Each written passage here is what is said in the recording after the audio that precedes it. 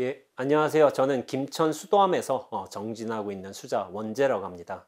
예, 저는 여러분들과 출가 제일에 관련해서 무슨 이야기를 하면 될까라고 생각을 해봤는데, 아무래도 저의 어떤 출가 경험, 출가 후의 이야기들을 한번 건네드리는 게 좋을 것 같다는 생각으로 저의 학창 시절부터 출가 이야기를 한번 말씀드려 보겠습니다.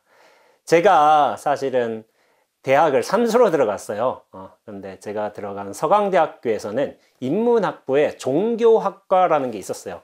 사실은 저는 종교학에 그다지 관심은 없었는데 이런저런 수업을 듣다 보니까 종교학이 굉장히 재미가 있더라고요. 종교학이라는 건 신학과는 다르게 이제 세계의 거대 종교죠. 불교, 기독교, 이슬람교를 공부할 뿐만 아니라 힌두교라든지 아니면 유교라든지 도교, 한국의 무속까지도 경험하면서 여러 종교를 공부하는 그런 학문입니다. 그런데 종교학을 그렇게 제가 공부한 이유 때문인지 몰라도 20대 초반에 있어서 저한테 가장 중요한 어떤 문제는 뭐였냐면은 나는 무엇을 위해 살 것인가라는 질문이었어요. 그래서 그런 질문을 하면서 그것을 한 단어로 정의해 보자. 나는 무엇을 위해 살 것인가. 그 단어가 저에게 20대 초반에는 진리라는 단어였습니다. 그래서였을 거예요. 제가 불교의 이해 수업을 들으면서 지금은 은퇴를 하신 기리성 교수님께 수업을 들었거든요. 불교 전반에 관해서 그렇게 강의를 해주셨지만 저한테 크게 와닿은 일은 바로 공이라는 단어였어요. 제가 굉장히 힘든 시기, 어려운 시기, 심적으로 고통을 받던 시기였기 때문에 저 공이란 게 뭘까라는 저에 대한 스스로의 의문이 굉장히 강했던 것 같습니다. 그런데 참 묘한 일이었어요. 선생님 수업을 다 받고 나서 기말고사 때 답안지를 내잖아요. 근데 제가 공이라는 단어에 굉장히 의미를 두었을 적에 그 공 사상에 관해서 설명을 하는 어떤 질문지가 나왔어요. 근데 저는 거기에 대해서 답을 하지 못했습니다. 왜냐하면 그것이 저에게 크게 다가왔지만은 무언가 확정할 수 없는, 알 수 없는 그 어떤 압도감 때문에 여기에 한 글자도 쓸 수가 없었어요. 그래서 제가 불교의 수업에서 백지를 내고 말았습니다. 결국에 이제 제 학점은 D학점이었어요. 근데 생각해 보세요. 출가하면서 그렇게 수행하고 살고 있는데 그 불교의 첫 수업이, 첫 시작이 저는 D학점이었던 거예요. 근데 내심 이런 거는 있었던 것 같아요. 백지를 내면서 모든 것을 깨끗이 비워놓은 상태에서 시작해보자. 그것이 어떻게 보면 제가 그 당시에 이해한 공의 어떤 모습이자 제 삶의 방침이었던 것 같아요. 그때부터였습니다. 제가 여름방학이 되면은 도서관에 가서 그렇게 부처님 경전을 읽었어요. 초기 경전이죠. 아암경이라든지 법구경이라든지 그 경전들을 읽었는데 과연 이것이 무엇일까? 부처님의 진리가 무엇일까를 탐구하면서 그렇게 읽다 보니까 경전이 단지 책을 읽는 듯한 느낌은 아니었어요. 부처님이 마치 2600년 전에 도서관으로 현신하셔서 저한테 직접적으로 말씀을 하신 듯한 그런 느낌을 많이 받게 되었습니다. 그런데 사실 대학생 때 저는 작가가 되고 싶었어요. 그래서 1학년 때부터 소설을 열심히 쓰게 되었고 대학교 3학년 때는 사실은 동인이라는 단체에 들어가서 글을 좀 전문적으로 썼습니다. 되게 열심히 썼던 것 같아요. 2주에 한 편씩 단편 소설을 써낸다는 그런 목표가 있었거든요. 근데 글을 써보신 분들은 아시겠지만은 2주에 한 편씩 단편 소설 써내는 게 쉬운 게 아닙니다. 굉장히 어려운 일입니다. 그렇게 하루에 수업을 제외한 나머지 시간은 소설 쓸 생각만 해야 돼요. 그래야만 2주에 한 편씩 단편 소설을 써낼 수가 있습니다. 그런데 제가 극적으로 어떤 전환을 맞이하게 된 게 있어요. 군대에 있을 때였어요. 제가 군대에서 훈련하는데 제가 중대장의 명령을 받고서 훈련지를 잠깐 나온 적이 있었는데 15분 뒤에 같이 훈련을 하고 있던 전우들이 장갑차에 깔려 죽는 사고를 좀 겪게 되었습니다. 그 이후로는 저에게 삶과 죽음이라는 문제가 굉장히 크게 다가왔어요. 15분의 간극으로 인해서 누구는 살고 누구는 죽고 한 일들이 벌어진 거예요. 그러면서 저는 깊은 고뇌에 빠졌던 것 같습니다. 그러다가 제가 군대를 전역하고 나서 다시 학교로 돌아왔죠. 학교로 돌아온 상태에서 참선과 삶이라는 수업이 있었어요. 근데 그 수업 시간에 제가 처음으로 명상을 접해본 거였어요.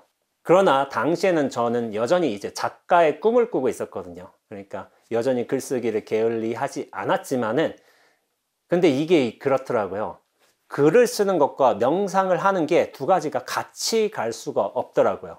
왜냐하면은 글을 쓰는 것은, 소설을 특히나 쓴다는 것은 픽션인데 없는 일을 만들어내는 거잖아요. 그러니까 이거는 번뇌를 키우는 일이고, 명상을 한다는 것은 그 번뇌를 줄이는 일에 가까운 거예요. 그러니까 두 가지가 같이 갈 수 없다는 판단이 들었고, 둘 중에 하나만 선택해야만 했는데, 저는 당시에 명상을 하면서 굉장히 큰 무언가가 느껴졌어요.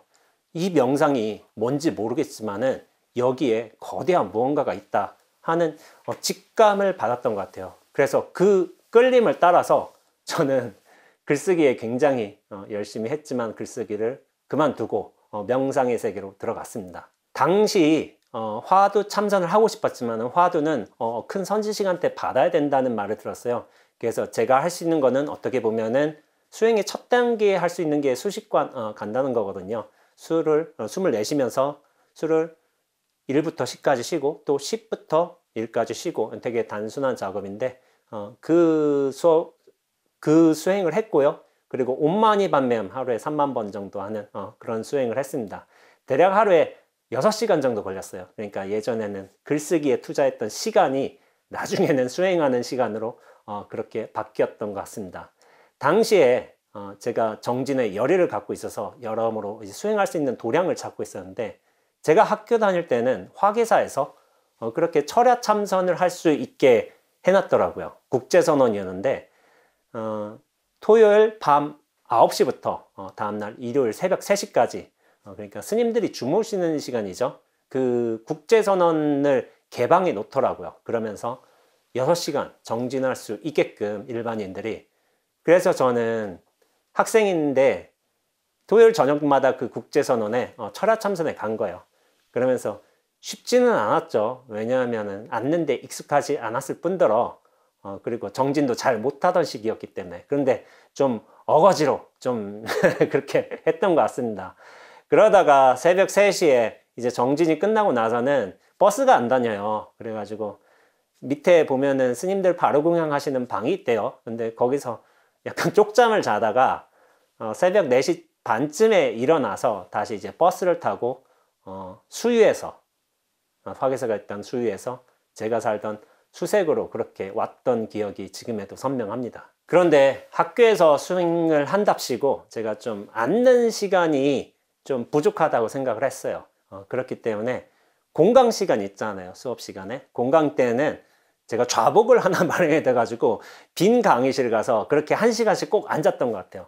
어떤 6시간을 꼭 채우자. 나는 이걸 반드시 한다. 어떤 숙제처럼 했던 것 같아요. 지금에는 되게 좀, 참 모자란 생각이었지만은, 그렇게 해도 애를 썼구나 하는 식으로 저를 좀 돌이켜보고 있습니다. 그렇게 수행에 관심을 기울이다 보니까 우리나라의 역대 큰 선지식에 대한 어떤 삶에 대해서 관심을 당연히 기울이게 되었죠. 그러니까 경허 스님, 만공 스님, 해월 스님에서부터 용성 스님, 그리고 저희 은사 스님의 은사 스님 되시는 성철 스님에 이르기까지 그런 큰 스님들의 행적을 많이 살펴보고, 그분들께서 살면서 수행한 방식이라든지 아니면은 오도송이라든지 그런 것들을 보면서 굉장히 신심이 많이 일어났어요. 그래서 나도 저렇게 수행을 하게 되면은 깨달음을 얻게 되고 자유로운 도인으로 살 수 있지 않을까, 그런 생각을 정말 많이 했습니다. 그 중에서도 저에게 가장 큰 영향을 미치셨던 분은 아무래도 성철 스님이실 겁니다. 제가 원택 스님이 쓰신 성철 스님 시봉 이야기 책을 보고서 굉장히 깊은 감동을 받았어요. 왜냐하면 성철 스님께서도 워낙 혹독하고 철저하게 수행을 하셨지만은 그 깊은 깨달음으로 인해서 수많은 사람들의 귀감이 되시고, 당시에 굉장히 많은 분들에게서 출가 정진을 하셨거든요. 그런 큰 어르신의 삶이 저한테는 큰 귀감이 되었던 거예요. 그래서 저도 제가 부족하지만 나도 성철 스님처럼 저렇게 진리를 위해서 살아보겠다, 그런 결심을 하게 되었습니다. 그런 생각 때문인지 저에게는 성철 스님의 출가 개송이 큰 의미로 다가왔습니다. 하늘에 넘치는 큰 일들은 붉은 화롯불의 한 점 눈송이요. 바다를 덮는 큰 깃털이라도 밝은 햇볕에 한 방울 이슬일세. 그 누구 잠깐의 꿈속 세상에 꿈을 꾸며 살다 죽어가랴. 만고의 진리를 향해 모든 것 다 버리고 초연히 나 홀로 걸어가노라. 이 개송이 저한테는 출가 수행자의 어떤 이상적인 모습, 고고한 모습처럼 느껴졌던 것 같습니다. 그렇게 1년 반 정도 저는 대학 생활을 하면서 동시에 수행 생활을 했던 것 같아요. 하루에 6시간씩 꼬박꼬박 약간 근면한 성품이 약간은 있어가지고 그렇게 했던 것 같습니다. 그러면서 해인사로 출가를 하게 되었어요. 근데 해인사로 출가한 이유는 뭐냐면은 제가 그래도 귀동량으로 들은 게 있었어요. 가장 행자 생활을 하기가 어렵다는 곳이 해인사였던 거예요. 그리고 저한테 출가에 가장 큰 계기를 주셨던 큰 선지식이 바로 성철 스님이셨기 때문에 저는 무조건 해인사로 출가해야 된다고 그렇게 생각을 했습니다. 출가 당시에는 딱 한 가지 원령만 있었습니다. 평생 수행을 하신 선승을 제 스승이자 은사를 모시겠다는 그런 결심 하나만 있었던 것 같아요. 그런 원력 때문이었는지 당시 저는 행자로 있으면서 방장 스님이 계신 이제 퇴설당으로 차출이 됐어요. 그래서 방장 스님의 어떤 일손을 돕는 행자로 일을 하게 되었는데 그 당시에 방장 스님이셨던 법자전자 스님, 저희 은사 스님이시죠. 그렇게 인연이 닿고서 자연스럽게 이게 스승과 제자와의 어떤 인연이 되었던 것 같습니다. 그렇게 은사 스님을 처음 만나 뵙고 행자 신분으로서 인사를 드리는 날이었어요. 은사 스님이 물어보시더라고요. 너 어디서 왔어? 하고서 얘 대전에서 왔습니다. 너 몇 살이야? 그러니까 얘 28살입니다. 그러니까 너는 왜 중이 되려고 해? 그러니까 제가 무슨 말씀을 드렸냐면은 제가 대학생 때 읽었던 책 중에 굉장히 감명 깊었던 게 선의 나침반이라는 책이었어요. 그 책에 첫머리에 무슨 사진이 있냐면은 숭산 스님이 주장자를 이렇게 딱 기대고서 그렇게 편히 앉으면서 웃는 모습이 계셨던 거예요.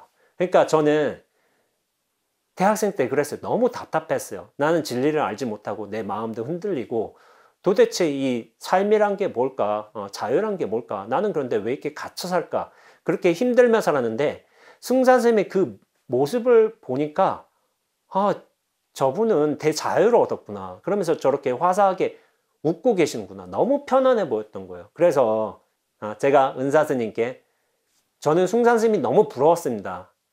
저도 수행해서 진리를 깨닫고 대자유인이 되고 싶어서 이렇게 출가했습니다라고 좀 당당하게 말씀드렸어요.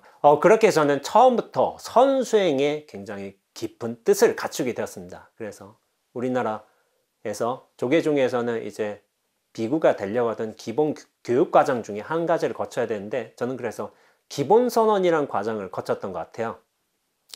그런데 그렇게 강렬한 의지를 가지고 원대한 포부를 가지고 그렇게 선언해서 정진을 했지만은 수행이 쉽지는 않았습니다. 왜냐하면은 제가 좀 어거지로 불교식으로 말하자면은 육단심으로 그렇게 공부를 했던 것 같아요. 그래서 상기가 자주 올라왔고 그리고 몸에 위장에 탈도 나고 위궤양도 걸리고 그리고 여전히 제가 어떤 생사심, 분별심에서 그렇게 많이 휘둘렸기 때문에 다른 선생님들, 다른 어떤 바깥의 상황들에 제가 정리가 되지 않아서 고요하지 못했던 것 같아요.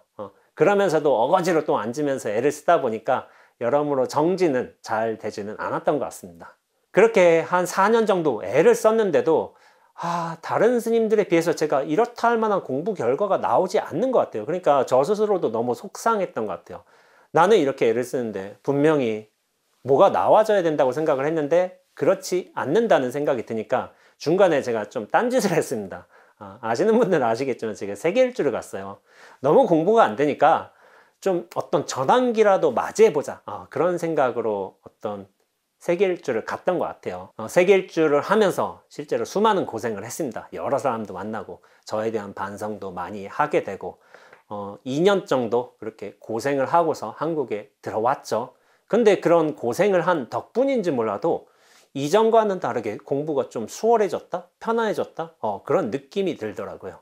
그렇게 하다가 10년 정도 되니까 제 공부에 어떤 안정화가 찾아오는 것 같고 스스로의 어떤 경전이나 어록을 보는 안목도 조금씩은 생기는 것 같고, 그러다 보니까 이런 것을 어떤 식으로 한번 표현을 해볼까, 한번 회양을 해볼까 하다가 글을 쓰게 되었던 것 같아요. 그러면서 제가 선어에서 수자로서 살면서 그리고 직접 수행을 하면서 그리고 다른 사람들과 관계를 맺으면서 벌어지는 아주 소소한 일들, 그런 것들을 어떤 방식으로 성찰해 볼 것인가, 그런 글들을 짤막하게 쓰기 시작했는데, 하루에 하나씩 좀 근면하게 써보자, 산철 기간에.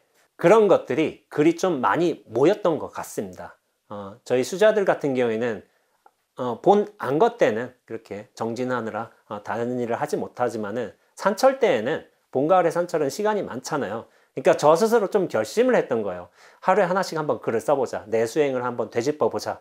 그런데 그 글들이 여러분들에게 참 좋은 평가를 받았던 것 같아요. 그러니까 출판사에서도 찾아오시고 해가지고 책으로 내게 되었는데, 그 책이 질문이 멈춰지면 스스로 답이 된다 였습니다. 그리고 그 책을 내면서 또한 제 세계 일주에 대한 어떤 정리를 다시 한번 해야 되겠다는 생각이 들더라고요. 그래서 다만 나로 살 뿐이라는 책 2권으로 그렇게 정리를 해서 했지만은, 평단에서나 다른 데서도 좋은 평가를 받았어요. 그래서 어떻게 보면 이렇게 별 볼 일 없는 수행자지만은 출가제를 법문도 하게 되는 것 같습니다. 그런데 제가 이렇게 16년 동안 이렇게 중놀이를 하면서 수자 생활을 하면서 간혹 이런 질문들을 많이 받았던 것 같아요. 스님은 혹시 출가하면서 후회한 적 있으세요? 그러면 그 질문들을 어떻게 받는 경우가 있더라고요. 그러면 저는 솔직하게 말씀을 드립니다. 네, 한 번도 없습니다. 제가 얼마 전에 들었는데 지금 출가한 행자님들이 너무 적다고 하더라고요. 제가 듣기로는 사미 스님이 12분, 사미 스님이 13분 그렇게 들은 것 같은데, 16년 전에 저희 출가할 때만 해도 160여 분이 계셨어요. 사미만. 근데 10분의 1 수준으로 턱없이 이제 떨어진 거죠. 저는 이렇게 생각합니다. 만약 진리를 깨닫고 이렇게 대자유인이 되고 싶다 하신 분들은, 그리고 수행 정진에 뜻이 있으신 분들은 지금의 조계종 선언만큼 좋은 수행 공간이 없다고 생각을 해요. 물론 제가인이라고 수행을 하지 못하고 깨달음을 얻을 수 없다, 그런 건 절대로 아닙니다. 실제로 지금의 수많은 이제 제가인들, 법사님들께서 자신들의 안목을 열고 그 안목을 펼치는 시대에 도달한 것 같습니다. 하지만 제가 생각하기에 수행처라는 게 굉장히 중요해요. 진리에 대한 열의를 가지고 있고 그 사람들이 같이 정진을 하면서 서로를 탁마해 갈 수 있는 공간, 어떤 수행의 최일선이 저는 선원이라고 생각하고 있습니다.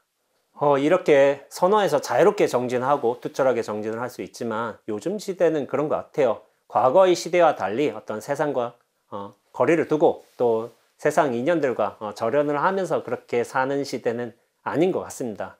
저 역시도 출가를 저희 부모님들은 굉장히 좀 반대하셨어요. 그러나 제가 수행정진 열심히 하고 또 자신의 살림을 키워가면서 자신감이 생겼을 때 그렇게 부모님을 좀 당당하게 만나뵐 수 있는 인연들이 펼쳐졌다고 생각하고 있습니다. 그리고 세상과 그렇게 멀리 떨어져 사는 게 아니라, 저는 수행자로 살면서 자신의 안목을 열고 난 뒤에는 그 안목을 대중들과 같이 나누면서 회양하는 것도 중요하다고 생각하고 있습니다. 그렇게 갇혀 사는 시대 아니에요.